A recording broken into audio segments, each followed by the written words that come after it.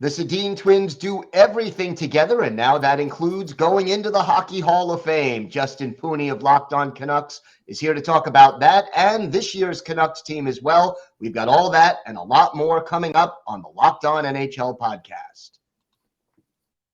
You're Locked On NHL, your daily podcast on the National Hockey League.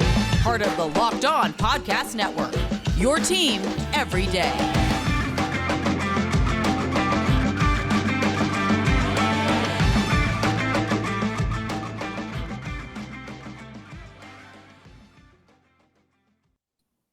And welcome back to the Locked On NHL podcast. Gil Martin, so glad you could join us today, and thank you for making Locked On NHL your first listen every day. We are free and available on all platforms. It is my pleasure to welcome back to the show the host of Locked On Canucks, Justin Pooni. And Justin, big weekend for the Canucks, the Sedin Twins, heading into the Hockey Hall of Fame.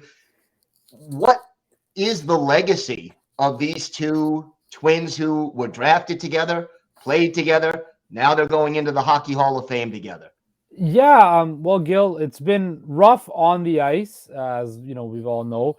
And I think that's kind of taken over this weekend, unfortunately. But I think, you know, when the ceremony happens and they officially do get inducted and all the bells and whistles like that, I think it'll be a great moment just to reflect and to realize that these two are the best players to ever wear a Vancouver Canucks jersey. Simple as that. There is no debate about it. There are no what ifs and this or that. These two were the best players to ever put on a Vancouver Canucks jersey for their entire career put together. They are the best Canucks of all time. And I think just finally getting that, I think, justification or that validation from the rest of the hockey world that, hey, they are great, because we all knew they were great. But, you know, throughout those years where, you know, they were dominating, winning MVPs and scoring titles, the rest of the NHL would always, you know, kind of poke fun at them, call them the Sedin sisters. And they took a lot of abuse, not only from fans, but other players as well. And as a Canucks fan growing up, you always wanted to see them get the respect that they deserve, because if you ask anybody that played with them, you ask anybody that coached them, anybody that was around them, those two were probably as great as they were on the ice, off the ice, they were even better people. And I think that, to me, will be the greatest legacy that they have. Sure, they won MVPs, they won scoring titles, they led the Canucks to the Stanley Cup Finals. Heights broke countless records, led this organization to heights that have never been before and they have never seen since. But just the way that they impacted the community and really just wrapped their arms around the city and the province, the city of Vancouver, and the province of British Columbia, is definitely that lasting legacy. Just, you know, whether it's donating to Children's Hospital, spending time in the community, remaining in Vancouver after they retired. It just, to me, is a true celebration that they are a great representation of what a Vancouver Canuck is. And it'll be a special moment. I don't know how I'm going to react when I see it, but it's definitely going to be a special moment.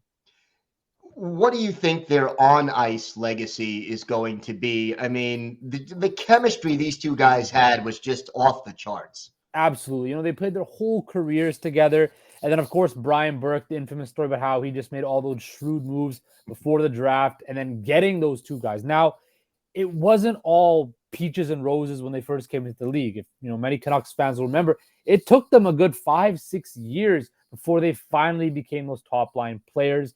You know, there's questions of whether they were tough enough.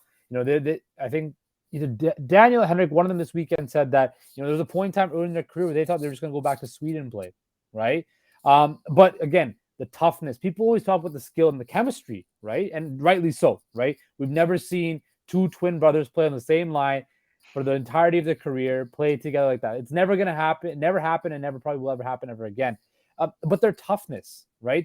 They were not perimeter players. They would go in the corners. Their cycle was stuff of legend, right? You know, having those extended plays in the opposition's end became just a routine. And I think, to me, the skill and chemistry is one thing, but just their physical toughness and their grittiness on the ice and the ability to go to those dirty areas, places where a lot of players don't want to go.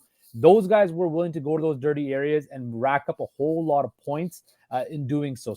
And it was just, Sedinery is what we called it, right? And it was just magic. When they were at their peak, it was just magic seeing those two cycle the puck and just know where each other is at every moment and just make plays that you've never seen before. So it was definitely the chemistry, but also just their physical toughness and grittiness to go into the dirty areas.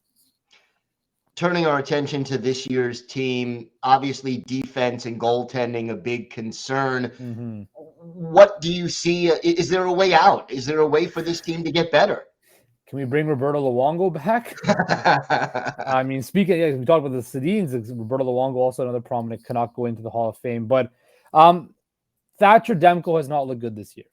And, Spencer Martin played last night in Toronto. Thatcher Demko played tonight in Boston. Again, another loss in Boston. This was a guy where people were saying had Vezina potential at the beginning of the year, right? I know I certainly felt that he had the skill set and the growth to do it, and he hasn't played well. The defense has been injured and depleted. But just the lack of structure. We've heard Jim Rutherford talk about that ad nauseum over the last couple of weeks, kind of just throwing Bruce Boudreau under the bus, basically saying that this team plays with zero structure, zero accountability, and quite frankly, I agree with him. I saw them play live in person last night. I've watched every game, and this team, they don't seem to play together as a cohesive unit. They don't play with any structure. Their penalty kill is atrocious. While their power play is good, their penalty kill is the worst in the league. There's guys they're relying on their defense core that, quite frankly, should not even, be in the NHL, right? And it's a mess that this management team has to deal with, and they didn't deal with it in the offseason. And now you're seeing it where, this team, they played well in that homestand. They've had a few losses, but, this road trip has not gone as expected. I thought they would lose to Toronto and probably Boston, but that loss to Montreal was very disheartening. And they're now at a point where, like they were last year, they have to just fight out of a deep hole, and I don't know what's going to happen. Based on what you said, quoting Jim Rutherford, how hot is Bruce Boudreau's seat getting at this point? I think it's very hot, but I also think it's at a point where everybody just wants to know what's going to happen now, right? Are you going to keep him or are you going to fire him? He's come out and said, basically, it's very well known that Jim Rutherford does not want Bruce Boudreau to coach this team. Now, Bruce Boudreau had it in his contract, an option, and he exercised that right and, came back to coach the team. And Jim Rutherford was kind of had his hands tied in that point where he couldn't do it. And the Canucks and ownership don't want to fire another coach because they're still paying Travis Green, and they don't want to pay another coach, right? So you got to factor that point into it. So it's hot, but I don't know if they're going to fire him because of the economic reasons. Interesting. Something to keep an eye on. Mm-hmm. Justin, why don't you tell our viewers and our listeners where they can find the podcast and where they can find you on social media? Absolutely. So you can just go to Locked On Canucks on YouTube, type in where the first thing that pops up. We're also available wherever you get your podcast services. That is Locked On Canucks. Myself personally, you can find me at Twitter at Justin Pooni, JUSTIN POONI with an underscore at the end. And then also follow our show's Twitter account, Locked On Canucks on Twitter. Tomorrow's episode will be kind of fun because a lot of stuff has transpired over the last 48 hours this weekend. And of course, we have the Hall of Fame induction of 3 of the best Canucks to ever play. So it'll be special, but it'll also be a bit of a spicy take too on Monday's episode. All right. Something to look forward to. Justin, thank you so much for joining us today. My pleasure. Today's episode is brought to you by your friends at BetOnline. BetOnline.net is your #1 source for sports betting info, stats, news, and analysis. Get the latest odds and trends for every professional and amateur league out there. From football to basketball to soccer and esports, we've got it all at BetOnline.net. And if you love sports podcasts, you can find those on BetOnline as well. We are always the fastest and easiest way to get your betting fix. NHL now in full swing. World Cup soccer just around the corner. So head to the website today or use your mobile device to learn more. Bet online, where the game starts.